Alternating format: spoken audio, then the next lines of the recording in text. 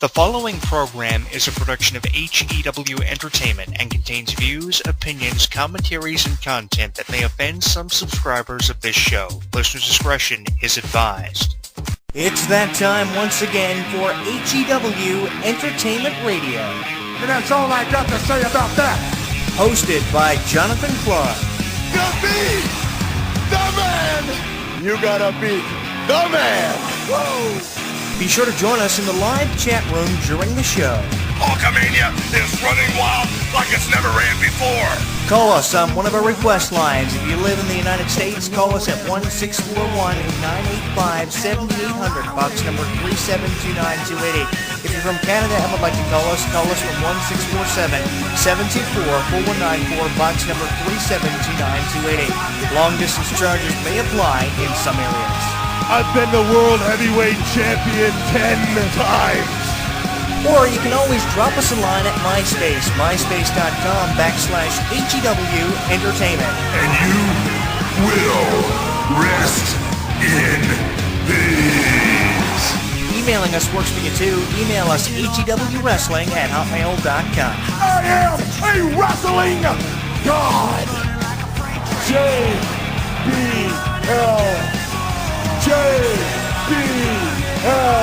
And now, without any further ado, here is your host of HEW Entertainment Radio on the official website of HEW Entertainment, Jonathan Clarke. The champ is here.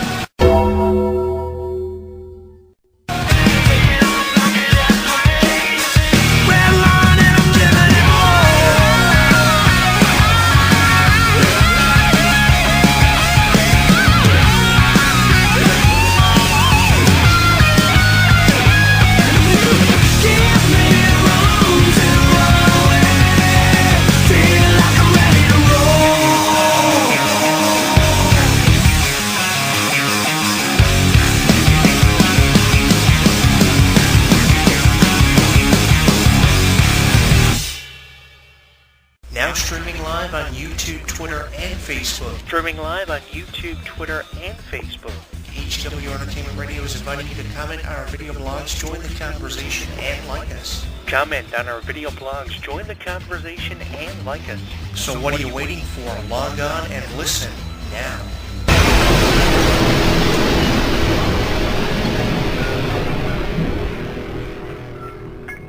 Don't miss out on any of the action. Download our app on the App Store, Google Play, and the official website of HEW Entertainment. Once you download and install it, you'll get caught up on news, YouTube videos, and more. Download it now.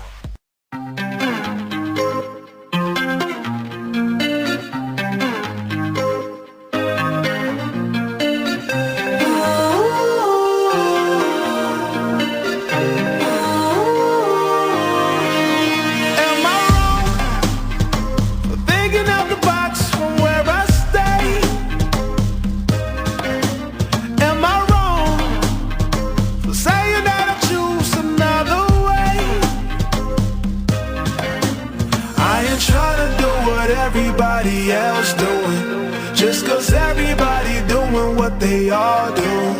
If one thing I know, I fall but I grow. I'm walking down this road of mine, this road that I go home. So am I wrong for thinking that we could be something for real? Now am I wrong for trying to reach the things that I can't see? That's just how I feel. That's just how I feel. That's just how I feel. Trying to reach the things that I can't see. Am I tripping for having a vision? My prediction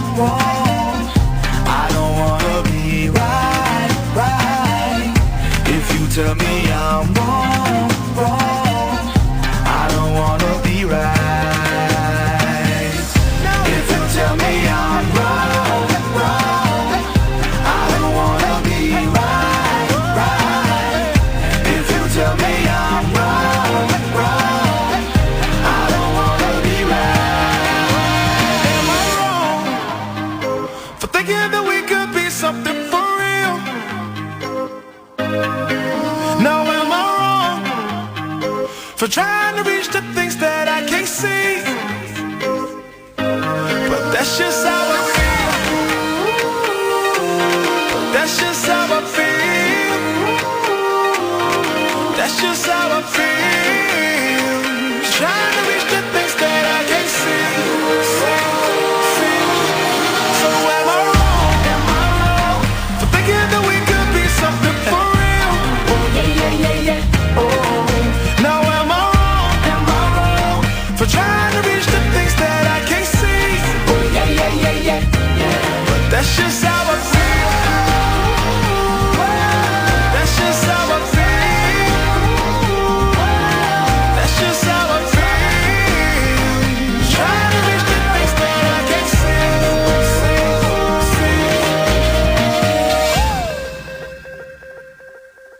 I really thought that SmackDown Live was going to draft The Undertaker this year, and I say that because of that incredible match we saw between The Undertaker and Shane McMahon that we are coming off of from this year's WrestleMania, that incredible Hell in a Cell match where Shane McMahon took that leap of faith off the top of the Hell in a Cell onto The Undertaker. The Undertaker moves into the way and then tombstones Shane McMahon for the victory, and off that incredible match you would have thought Shane McMahon would have realized the potential that goes with drafting The Undertaker. Shane and Daniel not taking advantage of this opportunity after they saw Brock Lesnar drafted by Stephanie McMahon and Mick Foley to Monday Night Raw. Obviously, they realized the money and the potential that goes with drafting a big main eventer like Brock Lesnar, and you would have thought that SmackDown would have capitalized on the chance they were presented with possibly drafting The Undertaker. In the fall of the draft that was posted on WWE.com, the majority of the rosters were posted on .com, but The Undertaker's name was not on either roster of either show. And I think that with The Undertaker not being drafted now, obviously, there are a lot of rumors now on his future with WWE and the possibility and probability of The Undertaker retiring